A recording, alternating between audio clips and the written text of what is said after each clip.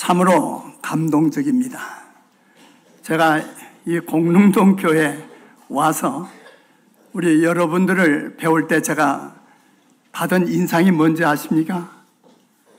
참으로 밝고 활기찬 모습을 보았습니다. 오늘 또 이 안교 시간에 찬양하는 그 모든 어린아이로부터 어른에 이르기까지 기악을, 바이올린, 또 여러 가지 오브의 여러 가지 기악을 다루면서 찬양하는 모습과 또 오늘 이 예배 시간에 이 우렁찬 감동적인 찬양과 관현악을 들으면서 제가 무슨 생각이 떠오른지 아세요?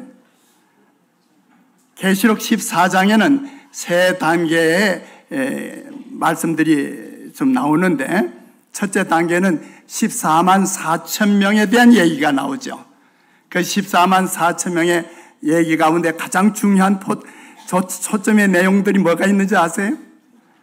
그들이 금은고를 타며 모세의 노래와 어린 양의 노래로 하나님께 영광을 돌립니다. 제가 오늘 공릉동교회 예배에 참여하면서 바로 하늘나라의 모습, 그 14만 4천 명의 성도들, 그 숫자에 관한 얘기는 오늘 우리 할 필요 없고요. 그것은 다 상징적이고 살아서 구원받은 하늘 찬양대 모습입니다. 구원받은 우리 하나님의 백성들에게 하나님께서는 다 우리 예수님께서 뭘 선물 주셔요? 악기 하나씩 주죠? 뭐예요? 검은고를 주시고 또 우리 머리에 뭘 씌워 주셔요? 면류관을 씌워 주셔요. 그래서 우리가 참으로 새 노래로 이 구원받은 성도들 외에는 천사도 부를 수 없는 노래를 우리는 찬양으로 하나님께 드리는 겁니다. 이는 구원받은 성도들의 경험의 노래요, 신앙의 노래이기 때문에 그렇습니다. 오늘 제가 여기 오게 된 동기가 있어요. 얼마 전에 우리 조석호 목사님께서 제가 출석하고 있는 LA 올림픽 교회에 오셔서 참 은혜와 감동적인 설교를 해 주셨어요.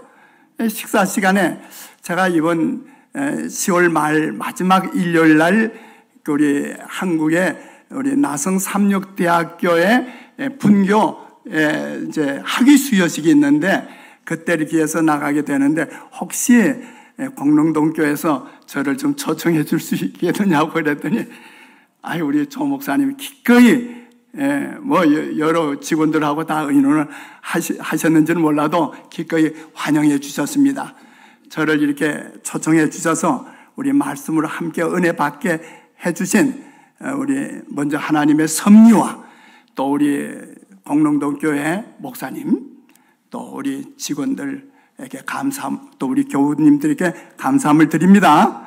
오늘 하나님의 거룩한 성령을 통해서 오늘 이 시대 우리에게 주시는 기별을 들으면서 우리 함께 은혜를 받겠습니다. 오늘 그 남은 때가 없으리라 이런 말씀으로 이제 요한계시록 10장을 말씀드리는데 요한계시록 10장은 요한계시록의 모든 예언 중에 가장 중요한 예언입니다. 이것은 제7일 안식일 예수 재림 교회, 우리 교회의 탄생에 대한 의미가 거기에 나타나 있고 또 우리 제7일 안식일 예수 재림 교회가 해야 할 사명에 대해서 말씀되어 있는 것입니다. 그리고 예수님의 재림과 하나님의 백성들의 구원을 말씀을 해 주셨는데 대쟁투에 보면 성경은 창조주의 뜻을 알고자 갈망하는 모든 사람을 지도하기 위해 주어졌다. 하나님께서는 사람들에게 무슨 말씀을?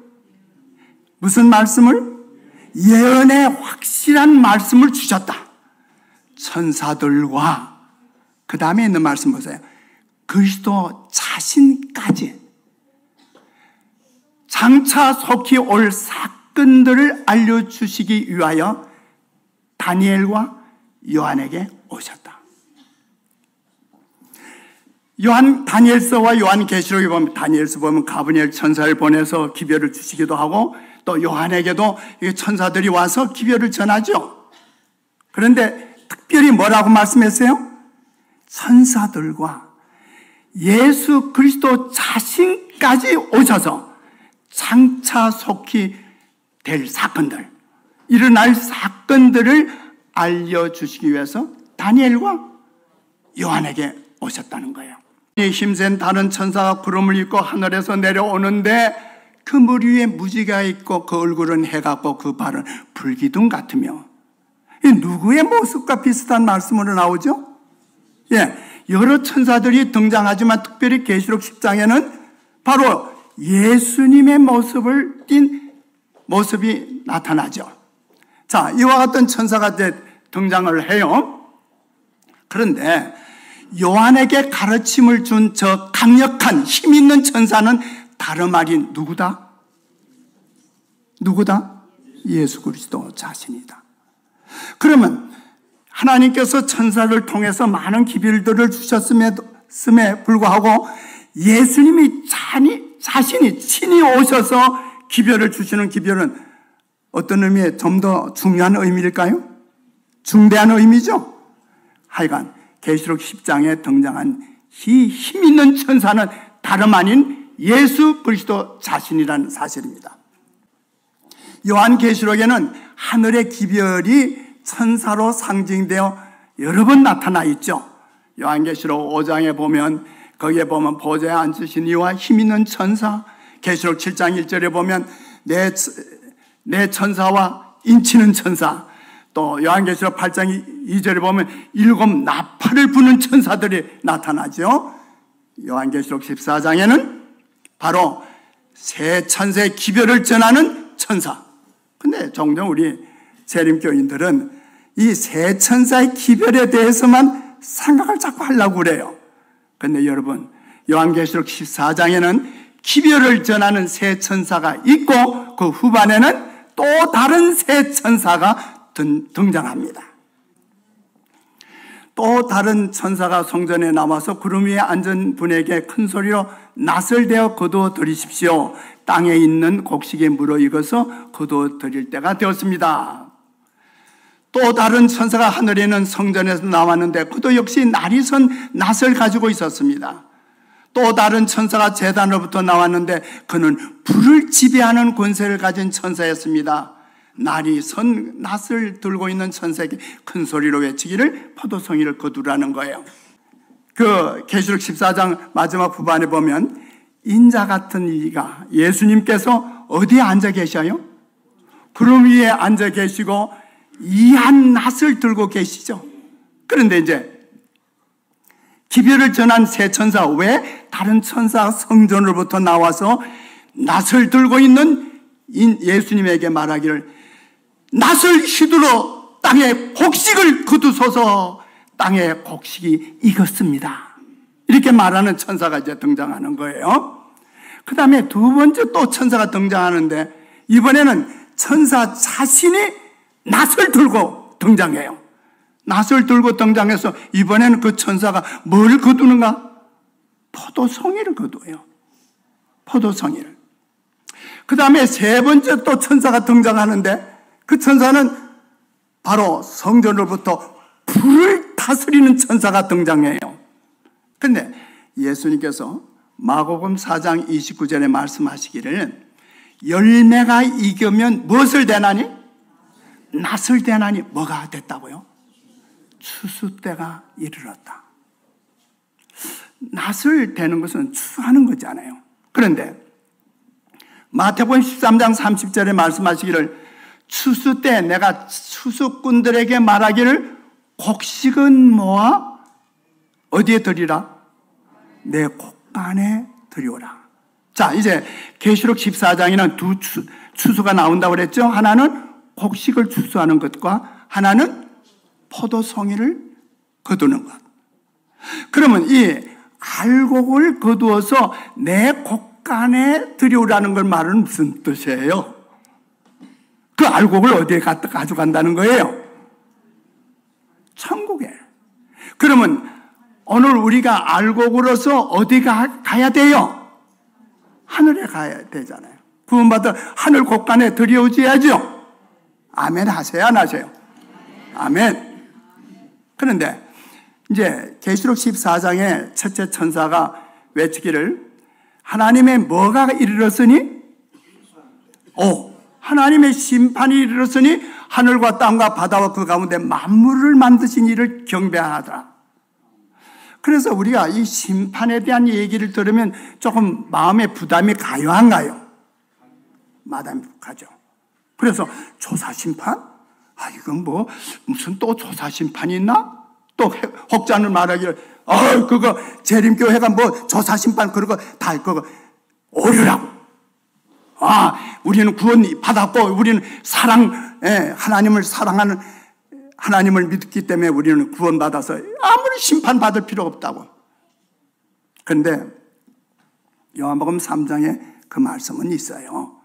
하나님께서는 땅의 백성들을 심판하지 아니하시고 아들을 보내신 것은 구원하시기 위해서 보내셨다고 그랬어요. 왜? 이미 땅의 백성들은, 악인들은 이미 심판을 받았다는 거예요. 이미 심판을 받은 거예요. 죄의 값은 사망이잖아요. 모든 사람은 죄를 지었으면 아무도 의인은 한 사람도 없잖아요. 그러면 모두 다 죽게 됐잖아요. 이미 심판의 결정은 난 거예요. 죄를 지어서 이미 멸망당할 수밖에 없다. 그런데 요한복음 3장 16절에 있는 말씀대로 하나님이 세상을 이처럼 사랑하사 독생자를 보내주셨으니 누구든지 저를 뭐하면 믿으면 뭐하지 아니하고 멸망받지 아니하고 뭐할 받으리라? 영생을 받으리라. 자, 여러분들은 이 말씀에 의해서 예수님을 믿고 나왔어요? 그럼 우리들은 예수님 믿고 나왔으면 우리는 이미 구원을 받을 수 있어요? 없어요? 구원 받아요? 안 받아요?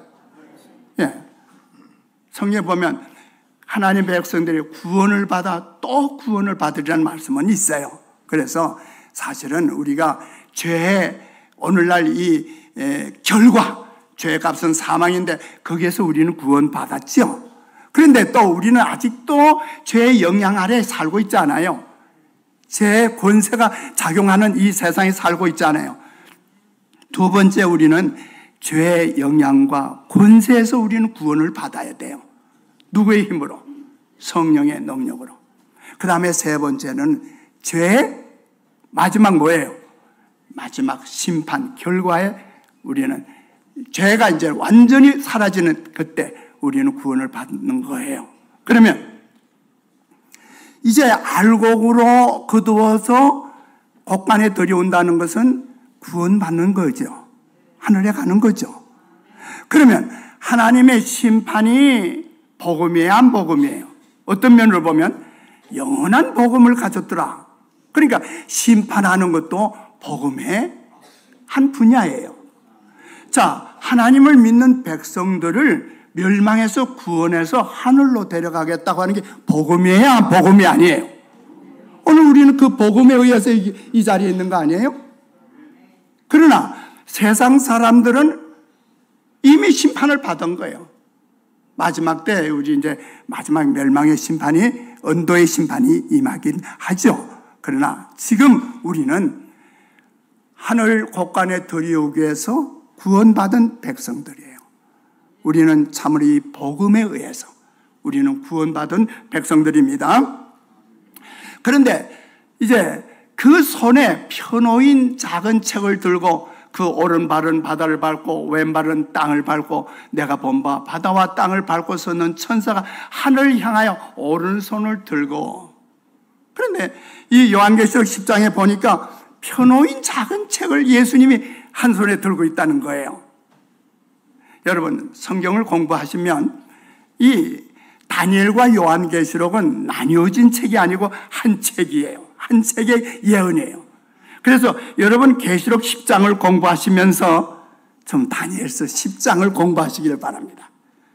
다니엘 10장을 가면 여기에 또 예수님이 등장하셔요. 예수님이 등장하시는데 바로 그분은 세마포 옷을 입고 이렇게 등장하시는데, 이제 그 10장 다음에 12장에 가면 이제 세 분이 등장해요. 강 이쪽 언덕에 한 천사, 강저쪽에 또 한 천사, 강물 위에 세마포 옷을 입은 그 예수님이 서 계셔요. 근데 그 예수님이 뭐 하는가? 양손을 들고, 두 손을 들고 세세토록 살아계신 자, 영생하신 하나님을 가리켜 맹세하여 가로되 그랬어요. 그러면 다니엘서 10장과 12장에서 보기에는 예수님은 두 손을 들고 하나님 아버지께 맹세하여 말하기를 반드시 한때, 두때, 반때가 지나서 이 모든 예언이 이루어지리라. 오늘 우리 세때 반, 42달 이런 얘기 여러분 이미 공부도 좀 하셨고 앞으로 공부를 좀 깊이 하시기를 바랍니다.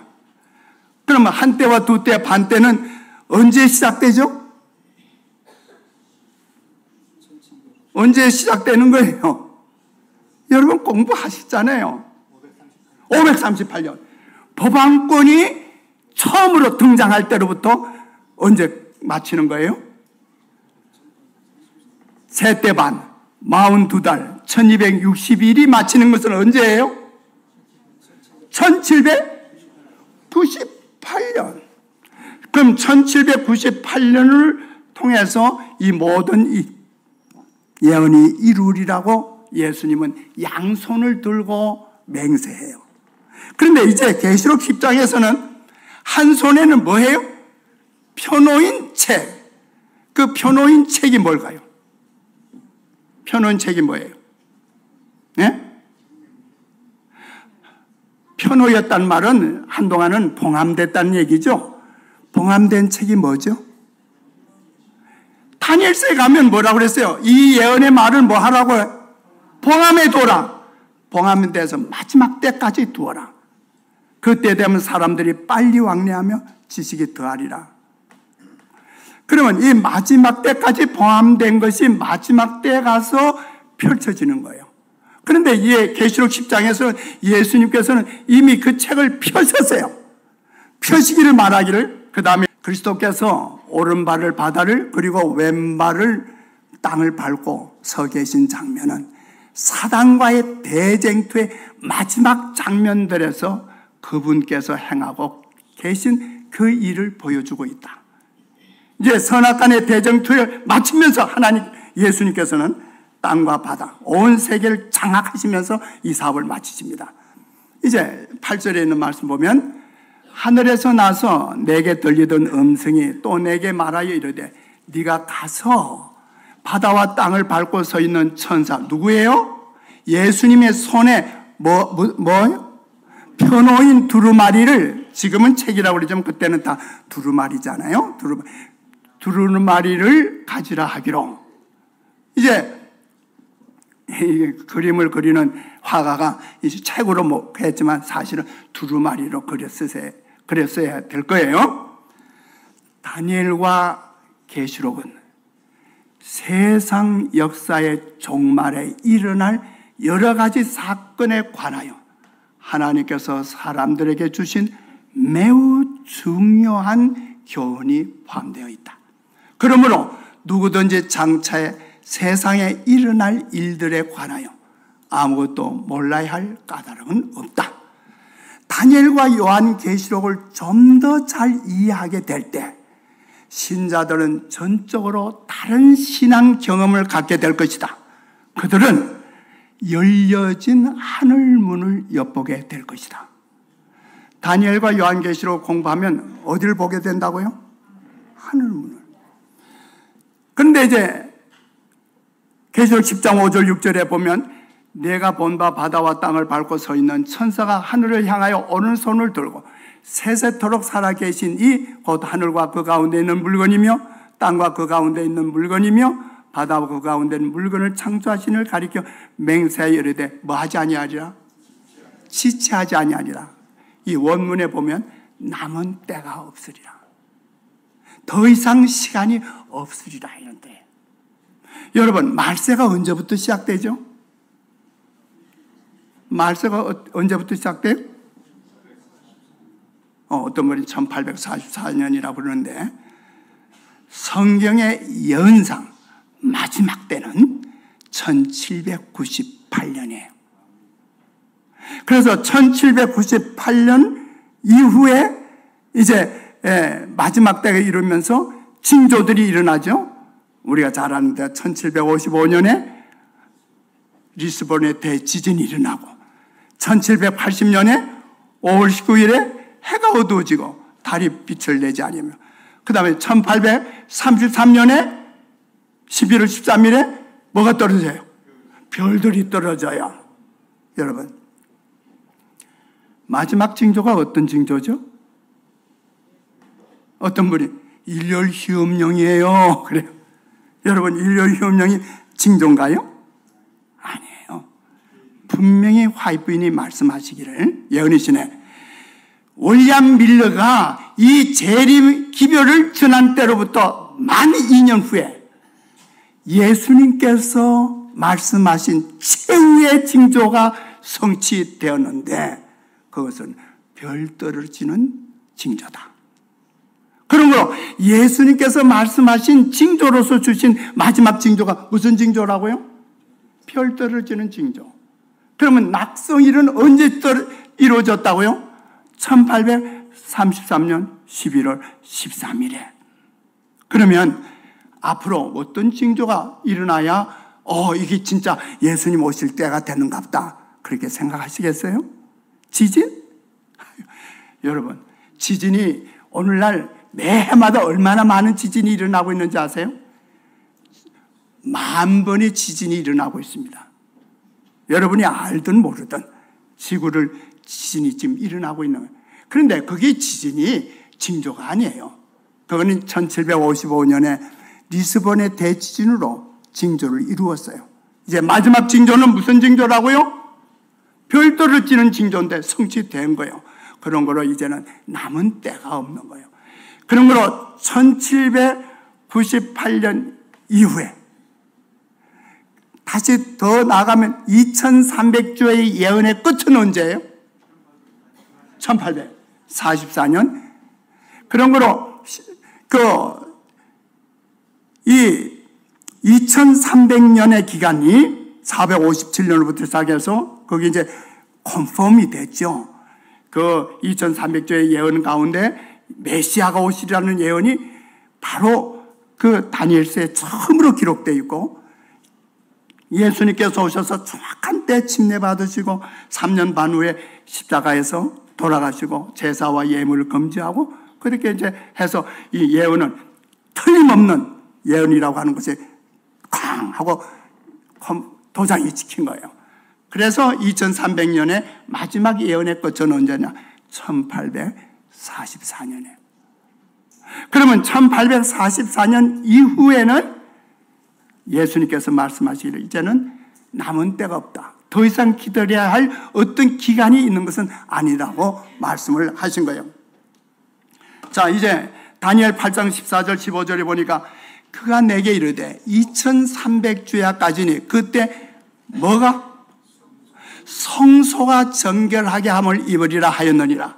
나 다니엘이 이 이상을 보고 그 뜻을 알고자 할 때 사람 모양 같은 것이 내 앞에 섰고 내가 들은 적 을레강 두 언덕 사이에 사람의 목소리가 있어 외쳐 가로되 가보내라 이 이상을 이 사람 다니엘에게 깨닫게 해줘라 하더니 그가 내게 이르되 인자야 깨달아 알아라. 이 이상은 언제 끝에? 정해진 끝에 관한 것이니라. 그러므로 다니엘 이제 8장 19절 26절에 보면 가로되 진노하시는 때가 마친 후에 될 일을 내가 내게 알게 하리니 이 이상은 언제? 정한 때 끝에 관한 일이라. 그럼 정한 때가 언제예요? 예, 2300주에 정한 때죠. 그 끝이 언제요? 1844년. 그러므로 이미 말한 바 주야에 관한 이상이 확실하니 너는 이 이상을 간수하라. 이는 여러 날 후의 일입니다. 그래서 다니엘은 이걸 알지 못했어요. 그래서 내가 듣고도 깨닫지 못한지라 내가 가로되 내 주여 이 모든 일의 결국이 어떡하겠습니까? 그가 가로되 다니엘아 갈지어다. 너는 가서 마지막을 기다려. 너는 이제 죽게 될 것이다. 대저 이 말은 마지막 때까지 간수하고 봉함하여 둬라. 이것이 이제 오늘 우리 때 1800년대 와서 이게 펼쳐진 거예요. 요한계시록에는 요한계시록 2장 3장에는 7교회에 대한 예언이 있죠. 그 다음에 5장과 6장에는 7인에 대한 예언이 있어요. 그 다음에 8장과 9장은 7 나팔에 대한 예언이 있는 거예요. 그런데 이 7인이 그 두루마리에 인이 쳐져가지고 요한에게 나타나니까 요한이 그걸 보고 어떻게 했다고 그랬어요? 크게 울었다고. 통곡을 했어요. 왜 통곡을 했어요? 왜 요한이 그 봉해진 그 두루마리 봉해진 그 7인으로 봉해진 그걸 보고 왜 울었을까요? 그 내용을 알고 싶어서. 그 내용을 알고 싶어서 막 우니까 24장로 중에 장로 하나가 울지 마라, 울지 마라. 다윗의 뿌리가 이겼으니 어린 양이 이것을 떼시리라. 누구예요? 다윗의 뿌리 어린 양이 누구예요? 예수님이 하나씩 떼어져서 7인에 대한 예언을 공부할 수 있는 거예요. 그런데 이 요한계시록 10장에는 이미 예수님께서 펼쳐서 보여주신 거예요. 이 펼쳐서 보여주셨는데 우리가 공부해야 될까요? 안 해야 될까요? 해야죠. 마땅히 해야 돼요. 이 시대가 급해요. 예수님께서 맹세를 하잖아요. 이제는 남은 때가 없다. 이제는 시간이 다시 없다. 그 다음에 무슨 말씀을 하시는가 보세요. 자, 다니엘아 마지막 때까지 이 말을 간수하고 이 글을 봉함하라. 많은 사람이 빨리 왕래하면 지식이 더하리라. 근데 표준 세번역에 보니까 너 다니엘아, 너는 마지막 때까지 이 말씀을 은밀히 간직하고 이 책을 봉하여 두어라. 많은 사람이 이러한 지식을 얻으려고 뭐 할 것이다? 왔다 갔다. 빨리 왕래한다는 것을 우리가 전에 생각할 때 요새 현대 와서 자동차 타고 비행기 타고 얼마나 빨리 왕래하는가? 지식이 더하리라. 얼마나 컴퓨터 얼마나 지식이 더하는가? 그 말씀이 아니에요. 이 지식은 예언의 지식이에요. 이 예언의 지식을 알기 원해서 사람들이 어떻게 하리라고요? 왔다 갔다 빨리빨리 왔다 하는 거예요. 이 공릉동 교회에서 이제 전도회도 한다고 하시는데 이 예언 공부한다. 그리고 사람들이 막 저녁에 와서 말씀 배워야 돼요. 다니엘 12장 10절에 많은 사람이 깨끗해질 것이다. 2300주야까지는 그때 성소가 뭐 하리나? 성소가 정결함을 입으리라는 말은 하나님의 백성들이 정결해지리라는 뜻이죠. 그런데 12장 10절에 말하기를 많은 사람이 깨끗해질 것이다. 정결해질 것이다. 그러나 악한 사람들은 이해하지 못하고 계속 악해질 것이다. 지혜 있는 사람들만이 이해할 것이다. 마태복음 24장에 뭐라고 말씀했어요? 이 천국 복음이 모든 민족에 전거된 후에야 그 다음에 뭐라고 하세요? 그때야 끝이 오리라. 그 다음에 무슨 말씀하셨죠? 그 다음에 무슨 말씀이에요? 그러므로 선지자 다니엘의 말한 바 멸망에 가정한 것이 서지 못할 곳에 서는 것을 보거든. 그 다음에 뭐라고 그랬어요? 1년 자는 깨달으라. 예수님께서 말씀하시잖아요. 자, 내가 이 책을 폈다. 이 다니엘 시대는 봉해진 그 책을 이제 마지막 때 너희들에게는 펼쳤다. 그런 거는 이 책을 뭐 하라? 읽어라. 연구하라.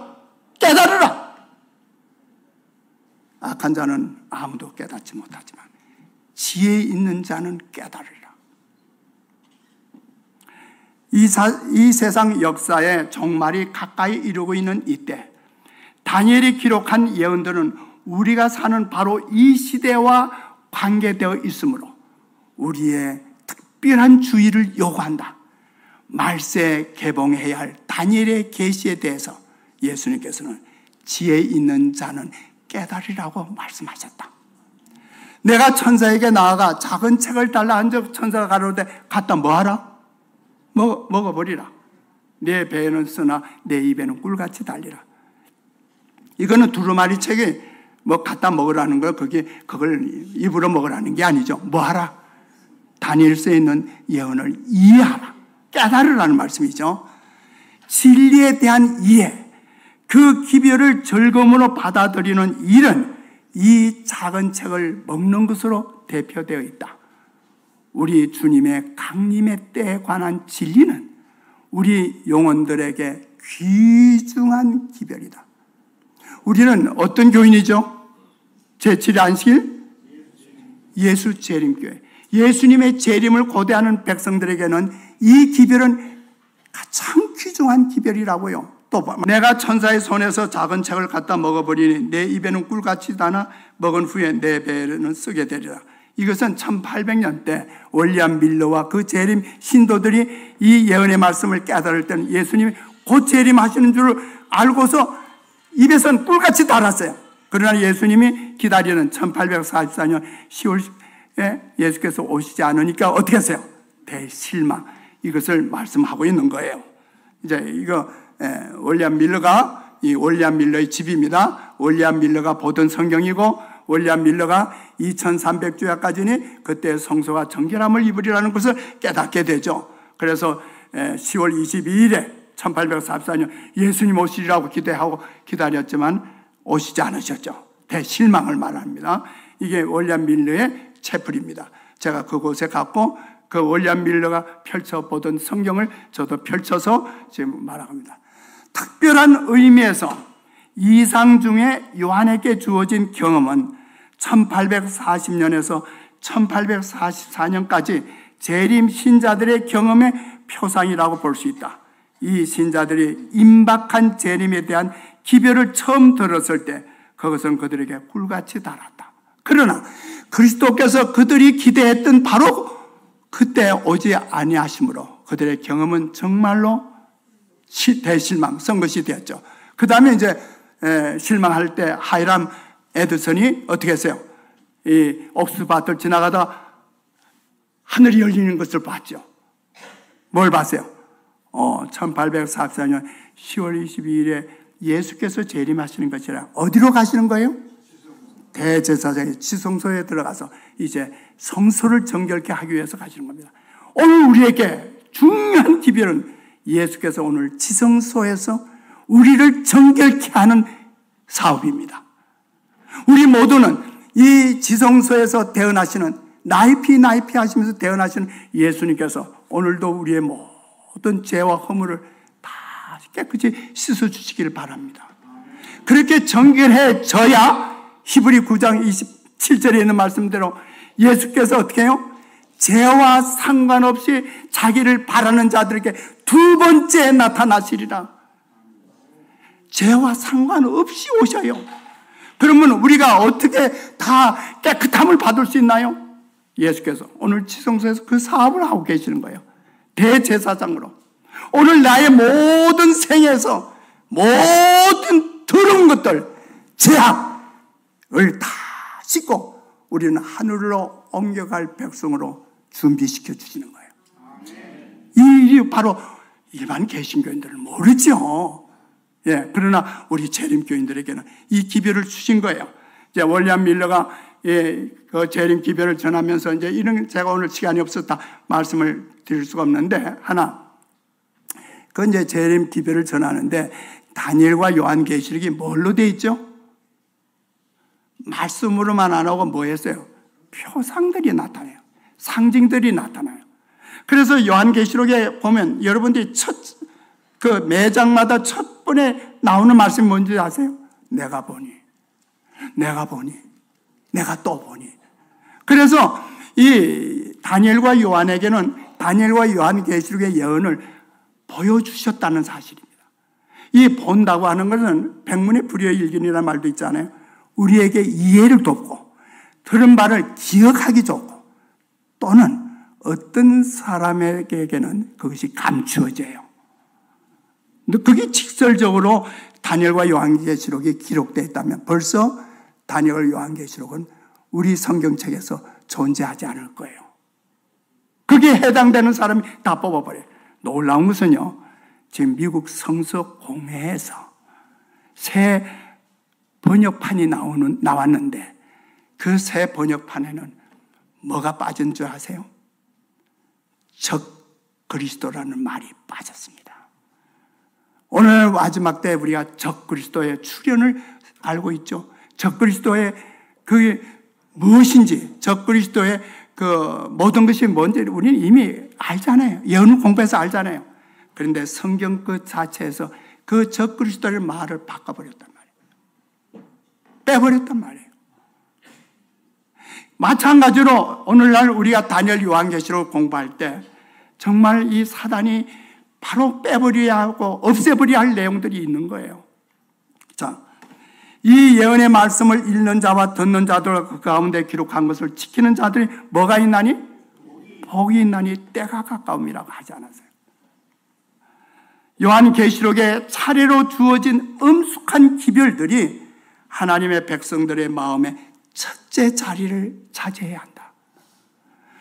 그 외의 것에 우리의 관심을 집중하도록 허용해서는 안 된다. 하도 말해요. 한동안 제가 한국에서 26년간 목회를 하고 이제 미국에서 16년간 목회하고 42년간의 목회하고 제가 은퇴를 했잖아요. 한국에서는 제가 첫 목회지가 용산, 그 다음에 이문동, 그 대방동, 일성교회 목회도 했지만은 주로 저는 그 방송을 좀 했죠. 그래서 예언의 소리 방송을 기독교 방송 매 목요일마다 저 높은 곳을 향하여, 그 다음에 MBC 일요일마다 희망의 길, 한때는 KBS에서 저를 초청했어요. 그래서 대북 방송을 해서 매 토요일 아침에 구원의 등불이라고 하는 8년 6개월 동안 제가 방송으로 설교를 했습니다. 미국에 갔더니 제가 미국에서 뉴저지나 오레곤 쪽에서 교회 목회를 했지만 텔레비 방송을 LA에서 3년 동안 했어요. 매 일요일마다 30분씩 Faithful Today라고 해서 방송을 했고, 그 다음에 카나다에 가서 제 마지막 목회지 토론토교에서 목회를 마치면서 거기에서 또 역시 방송으로 그 교민들을 위해서 2년 동안 방송 설교했어요. 단일 교회가 텔레비 방송을 하는 건 쉽지 않죠. 그러나 제가 정말 마음에 내가 참 보람을 느낀 거는 제가 연합회, 우리 중한합회 안교 선교부장도 했지만은 연합회 홍보전도부장, 예언의소리 기관장, 성경통신학교 교장으로 제가 4년 동안 심무하면서 무엇 한지 아세요? 다니엘과 요한계시록 예언 전도회를 제가 처음으로 시작했습니다. 1985년에 뉴올리언스에 대총회가 있을 때 그곳에 갔다가 돌아오면서 캘리포니아에서 그 당시엔 슬라이드 필름이죠. 그런 모든 자료들을 제가 잘 입수해가지고 처음으로 다니엘과 요한계시록을 해가지고 처음 전도를 영동교회에서 전도했어요. 놀라운 결과가 나타났어요. 해교동 본부교회에서 또 영만훈 목사님이 또 말씀해서 1년에 13번의 예언 전도를 했습니다. 그러고서 신문지 아시죠? 신문지를 처음으로 광고지를 만들어서 앞에는 다니엘 2장의 그림과 뒤에는 우리 기관들에 대해서 삼육대학이나 위생병원 뭐 등등 그런 것을 실렸고, 밑에는 또 우리 재림교회 간단한 교리 신조들을 실려서 50만 장을 뿌렸어요. 50만 장을 전국으로 뿌리면서 예언 전도회를 이루었습니다. 그 후에 홍명광 목사님이나 김대성 목사님 이런 분들이 훌륭하게 이 예언 전도회를 많이 했는데, 제가 지난주에 한 교회를 가서 설교를 했는데 그 교회 목사님 말씀하시길 요새 예언 전도회 안 해요 우리는. 그럼 무슨 전도를 하냐고 그랬어요. 그동안 무슨 전도를 하죠? 뉴스타트. 어떤 교회는 해마다 뉴스타트를 해요. 어떤 분을 모시다가 그 같은 분을 모시다가 매해마다 뉴스타트를 하는데 집사들이 그냥 음식을 만들 걸 얼마나 애를 쓰는지 모릅니다. 근데 물론 그 전도도 요새 잘 안 된대요. 하기야 공중등대가 참으로 어려운 시대가 오긴 왔어요. 그러나 성경에 예언된 말씀 보면 하나님의 물이 바다를 덮음같이 여호와의 말씀이 온 세계에 가득하리라 그랬어요. 그거 어떻게 그런 일이 일어날 수 있어요? 요새 인터넷이죠.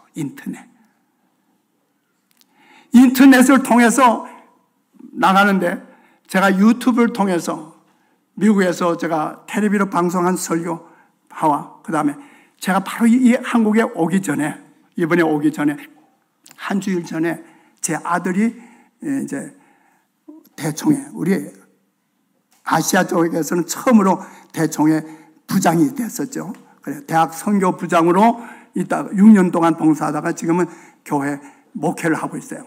그런데 그 교회 목회가 가가지고 좀 설교를 예언 세미나를 해달라고 요청이 있었어요. 그래서 열흘 동안 예언 세미나를 하고서 바로 며칠 후에 제가 한국에 나오게 된 거예요. 미국에서 예언 세미나를 며칠간 했다고요? 열흘간. 그런데 미국도 그래요. 미국도 무슨 전도회 한다면 목금토 주말 전도회를 해요. 주말 전도회. 우리 한국인 교회. 지금 이 시대가 그런 시대입니까? 내 백성이 말씀이 지식이 없으면 망한다고 그랬잖아요. 호세아서. 지금 공부해야 돼요. 예언을 살펴야 합니다. 단이 윌리엄 밀러가 말씀을 간주를 비교하면서 말씀을 정말 열심히 공부했던 것처럼 이 시대 우리 재림 성도들은 말씀을 공부해요. 그랬잖아요. 이 기별을 첫째 마음에 둬라. 그 외에 다른 것에 마음을 집중하지 말아라. 뉴스타트도 중요하죠. 일단 그런 분들을 모시다가 어쨌든 육신적으로도 병을 고쳐주고 영적으로 말씀의 기별을 전하는 것도 중요하지만은 오늘 우리 재림교회의 사명은 아니에요. 지금은요, 이 계시록 10장을 좀 읽어보세요. 예수님께서 뭐라고 그랬어요? 사자와 같이 부르짖는다고 그랬어요. 뭐처럼 부르짖는다고요? 사자와 같이 부르짖는다고. 그런데 여러분 아모스 3장 7절의 말씀이 무슨 말씀이 있는지 아세요? 주 여호와께서는 자기의 비밀을 그 종 선지자들에게 보이지 아니하시고는 결코 행하심이 없으리라. 우리는 항상 그 아모스 3장 7절만 가지고 말씀을 강론해요. 그런데 그 다음 절에 무슨 말씀이 있는지 아세요? 꼭 좀 펼쳐보세요. 그 다음 절에 사자가 부르짖나니 누가 예언하지 않겠느냐. 와, 이 예언을 전하는 것은 뭐처럼 전하라고요? 사자처럼. 오늘 우리가 너무 소극적으로 우리 재림교회의 사명을 이루려고 해요. 아니에요. 이제는 일어나야 합니다. 그래서 계시록 10장 마지막 절에 무슨 말씀이에요? 다시 예언하여야 하리라. 나라와 족속과 방언에게 다시 예언해야 하리라. 계속 하라는 거예요. 다시 예언해. 실망했더라도 다시 예언하려. 저는 중학교 2학년 때 재림의 기별을 요한복음 14장 1절로 3절을 외우면서 얼마나 제가 마음에 용기를 얻고 믿음을 가졌는지 모릅니다. 근데 제 나이가 지금 몇 살인지 아세요? 저와 저희 집 사람이 83세예요. 83세. 지금 예수님의 재림을 기다린 지 70년 동안을 재림을 기다려 오지 않으셨다고 해서 예수님 안 오실까요? 아니에요. 너희 처음 믿을 때보다 더 가까워졌다고 하지 않았어요? 그러므로 계시록 10장 마지막 절이 무슨 말씀이라고요? 이 예언의 말씀을 뭐라고요? 다시 예언하라. 다시 전하라. 다시 전하는데 뭐처럼 전하라고요? 어린 양처럼? 우리 재림교인들은 어린 양처럼 순박해야죠. 순진해야죠. 이 예수님처럼 어린 양처럼. 그러나 이 사명을 이루기 위해서 이 기별을 전할 때는 뭐처럼 전해야 돼요? 사자가 부르짖는 것처럼. 사자가 오르릉 부르짖으면 다른 동물들은 꼼짝 못해요. 우리 재림교인들이요, 일어나십시오. 우리는 다시 한번 이 재림 운동의 기별을 전해야 합니다. 재림의 예언의 기별을 힘차게 전해서 우리 주님 곧 오실 때 우리 모두가 14만 4천 명의 찬양대 무리에 다 참석해서 하나님께 영광을 돌리는 그날이 속히 오게 되기를 간절히 바라면서 말씀하시겠습니다.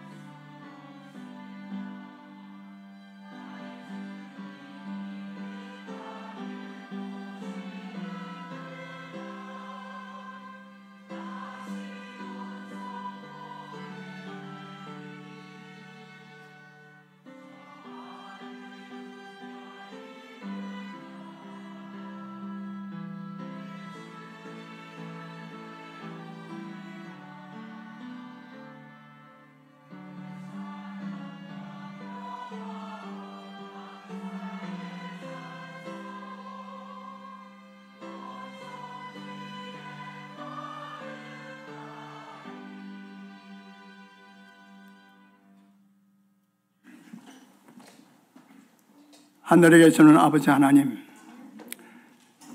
저희들 만백성 가운데서 하나님의 자녀로 저희를 택하시고 무엇보다도 많은 신앙인들이 있지만은 저희들에게 하나님의 남은 백성으로 이 재림 신자들이 되게 해주신 것 감사합니다.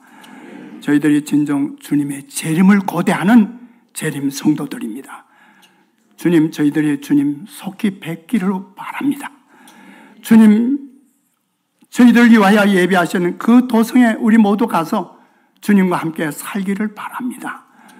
오늘 주님께서 하늘 지성소에서 우리의 모든 생에서 더러운 것들을 다 제거해 주시고 정결케 주시는 그 일에 우리 모두가 정결해지기를 바랍니다. 그래서 우리 주님께서 죄와 상관없이 자기를 바라는 자들을 위해서 오실 때 우리가 반갑게 주님을 공중에서 영접하고 주님과 함께 영원히 살게 되기를 바랍니다. 이제 주님 앞에 참 이 어려운 환경 가운데 있지만은 신실하게 주의 것들을 구별한 11금을 구별한 성도들과 주님 앞에 감사 예물들을 바친 그 모든 손길과 그 생에 하나님의 축복이 함께 주시옵소서. 현세의 축복뿐만 아니라 하늘의 보물을 쌓은 하늘 소망의 백성들이 다 되도록 축복해 주시옵소서. 이제는 우리 아버지 하나님의 그 크신 사랑과 우리 주 예수 그리스도의 구원하신 은혜와 성령의 감화 감동과 교통하심이 사랑하는 공릉동교회 성도들과 길이 함께해 주시옵기를 우리 구주 예수님의 이름으로 감사 축원하옵나이다. 아멘.